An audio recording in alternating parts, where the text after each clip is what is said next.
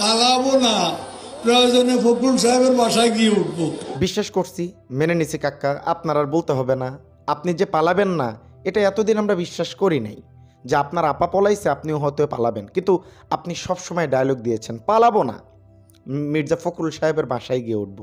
এখন মির্জা ফখরুল সাহেবের বাসায় গিয়ে উঠছেন কি না উঠছেন সেটা তো আমি কনফার্ম বলতে পারতেছি না, তবে আপনি যে বাংলাদেশে আছেন, দেশের প্রতি যে আপনার এ পরিমাণ অগাধ ভালোবাসা এটা আমরা বুঝতে পারছি, আপনি দেশেই আছেন। প্রিয় দর্শক মণ্ডলী, গভীর রাত্রে গুরুত্বপূর্ণ একটা বার্তা আসছে, ওবায়দুল কাকু শেষমেশ ধরা পড়েই গেল। কোথায় কতদিন কেমনে লুকায়েছিলেন, এই নিউজ কোথা থেকে আসলো আপনার আমার জানা দরকার আছে, তাই না? এক ওবায়দুল কাক্কারে যদি ধরা যায় পুরো সব কিছু ক্লিয়ার হয়ে যাবে। পিলখানা থেকে নিয়ে শুরু করে এই যে গণহত্যাটা যে চালিয়েছে তার একদম মেন এভিডেন্স ওবায়দুল কাকু। কেন? ওই যে পলক সাহেব আছে যে আমাদের ওই যে আইসিটি প্রতিমন্ত্রী যিনি ছিলেন, বিদ্যুৎ বন্ধ করছিল, যে তিনি বলছেন যে আমি বলছিলাম প্রধানমন্ত্রী যে শেখ হাসিনা ছাত্রদের অবস্থা খুবই ভয়াবহ, আপনি ক্ষমতা ছেড়ে দেন বা ছাত্রদের পক্ষে কথা বলেন, তখন ওবায়দুল কাদের আমরা ডাবি মারছিল, এই কথা পলক সাহেব বলছে। তো ওবায়দুল কাদেরকে বের করেন, হয়তো গ্রেফতার হয়ে যেতে পারে। আমি নিউজ করতেছি যেহেতু সাংবাদিক ইলিয়াস ভাই এ ব্যাপারে পোস্ট করছেন, খুব দ্রুত যারা তাদেরকে রক্ষা করার চেষ্টা করতেছে দেশের ভিতরে থাইকা বিভিন্ন ধরনের গুণকীর্তন আমাদের শোনাইতেছে। আমিই বলছি যে ওবায়দুল কাদের বাহিরে চলে গেছে, গণমাধ্যম যা দেখায় আমরা তো সেটাই দেখি, তাই না? কিন্তু পিওর অথেন্টিক নিউজ আমরা কোথা থেকে পাই? সর্বপ্রথম সাংবাদিক ইলিয়াস এবং পিনাকি ভাইয়ের থেকে। অনেক টাকা খরচ করে নাকি ওবায়দুল কাদের ভারত গেছে, না না, এবার দেশই আছে। বিস্তারিত জানবেন কাকা কেমনে, কোথায়, কার বাসায় কতদিন লুকায় আছে, তার বিরুদ্ধে কি অভিযান চলতেছে, গুরুত্বপূর্ণ আপডেট আজকের ভিডিও থেকে জানতে পারবো। মূল ভিডিও শুরু করব তার আগে একটা গুরুত্বপূর্ণ কথা, যারা ভিডিওটি দেখতেছেন, ওবায়দুল কাকা দেশেই আছে, তো বিএনপির আশ্রয়ে ছিল নাকি জামায়াত ইসলাম, নাকি হেফাজতে ইসলাম, নাকি এনসিপি, নাকি জাতীয় পার্টি, কার আশ্রয়ে ওবায়দুল কাদের এখন পর্যন্ত দেশে আছে?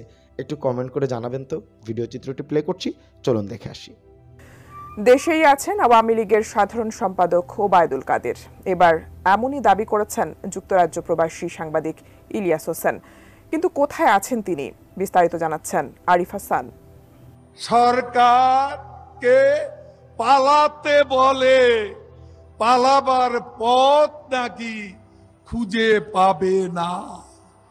ফখরুল সাহেব পালিয়ে তো আছেন আপনারা, তারেক রহমান আর রাজনীতি করবে না, মুসলেকা দিয়ে পালিয়েছে লন্ডনে।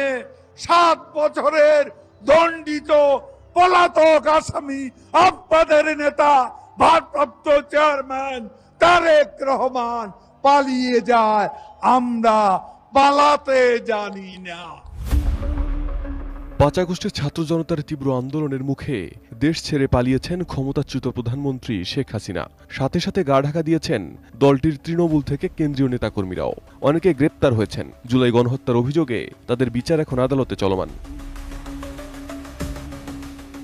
তবে শুরু থেকে আত্মগোপনে রয়েছেন আওয়ামী লীগের সাধারণ সম্পাদক ওবায়দুল কাদের। দলটির অন্যান্য পলাতক নেতাকর্মীদের অবস্থান সামনে আসলেও ওবায়দুল কাদের অন্তরালেই রয়েছেন।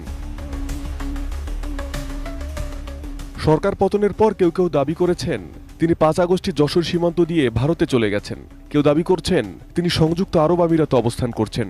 আবার কিছু সূত্র বলছে তিনি গণ অভ্যুত্থানের পরও 3 মাস 5 দিন দেশেই ছিলেন। নানা গুঞ্জনের মাঝে প্রবাসী সাংবাদিক ইলিয়াস হোসেন এবার প্রকাশ করলেন চাঞ্চল্যকর তথ্য।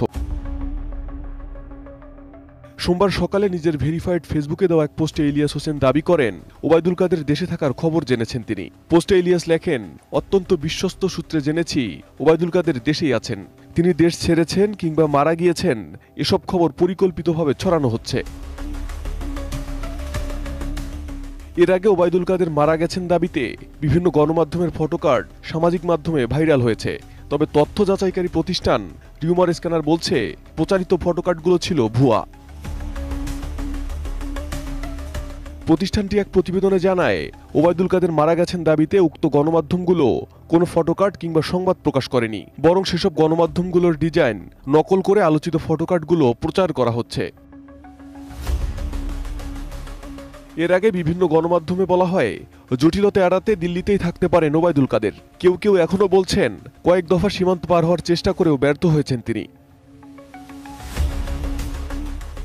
গত 5 আগস্ট আওয়ামী লীগ সরকারের পতনের পর দলটির বড় এবং মধ্যম সারির অনেক নেতা পালিয়ে ভারতে আশ্রয় নিয়েছেন।